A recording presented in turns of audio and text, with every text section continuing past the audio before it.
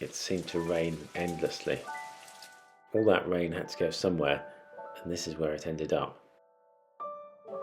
This is floodplain, and recently with all the rain it really has been flooded. The river swells up from what is essentially just a stream in the summer.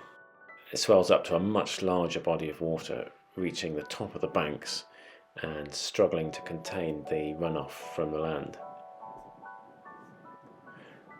To me, there's a huge amount of potential here, but hand in hand with that, there's a huge amount of work to do. The floodplain meadow probably hadn't been cut for years, so it was thick with docks, long grass and a thatch of old growth. There's no way my mower would cope with it, but the local farmer agreed to bring some much more serious machinery. Even with that, it took several hours to get through this, and the growth was so thick that the tractor had to progress very slowly. But by the end of the afternoon, it looked much better. With some work and some time, quite a bit of work and quite a bit of time, I think this can be made into a stunning wildflower water meadow, a much more diverse ecosystem which should be both beautiful and beneficial for wildlife at the same time. That's a project in itself, and I'm still learning about how to implement it with the right cutting regime and management, so more to come on that.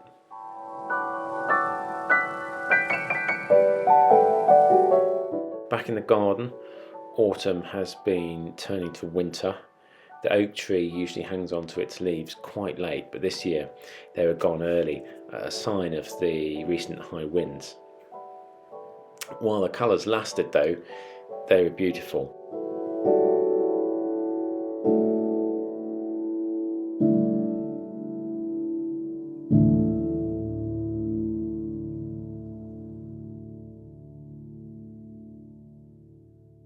This is a maple from seed, sown in around 2013, and it's just starting to look like a little tree now.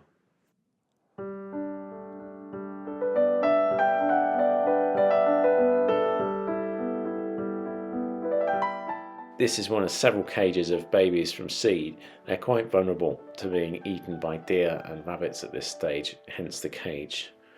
And each autumn is an opportunity to try growing something new from seed, or some more of what I've already got. These are ginkgo seeds. If you've never handled a ginkgo seed, it's hard to imagine how bad they smell. And they smell like vomit. And for a good reason, they have the same chemical, butyric acid. So the first thing to do was to wash them and get the flesh off. The softer, the more ripe, but the worse they smell.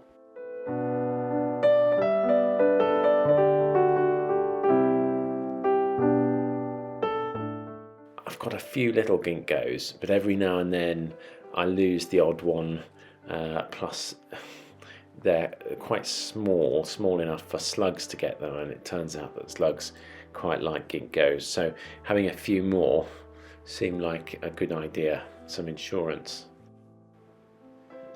In the past I've had reasonable germination rates from ginkgos, so hopefully from these 15 I'll get something in the spring. For these and for the many maple seeds I sow each autumn, I just leave them outside over the winter in pots. Maples sometimes take 2 years to germinate, so the tip is don't throw away the pots after the first spring if nothing's come up. That's the ginkgos done. Let's see what comes up in the spring. Recently, after all that rain at the start of autumn, the ground was saturated. More rain brought some significant flooding. The house is okay, but the only way to get back the other evening was to leave the car a mile away, take my shoes off and wade through the waters and walk the rest of the way home. So that's to come. Well, the flooding, not my walk home. Plus I've been building a fence, quite a big fence, which is just about finished, so I think a video on that is due. Okay, well, as ever, thank you for watching and catch you soon.